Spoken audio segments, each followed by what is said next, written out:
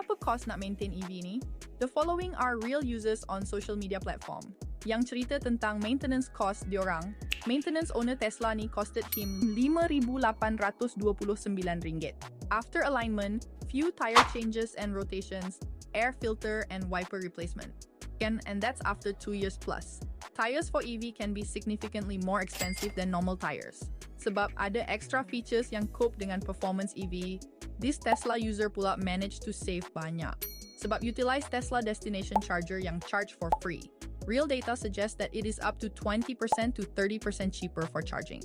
If we charge using AC at home, comparing a similar horsepower EV to an ICE vehicle, a BMW iX user dekat FB pula selepas 2 tahun. Nearing 70,000 mileage costs less than RM400. And the next service is for 2 years later.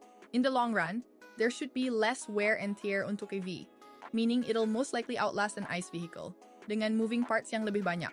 Nak lagi EV news and tips in Malaysia? Follow dan like EV Sifu.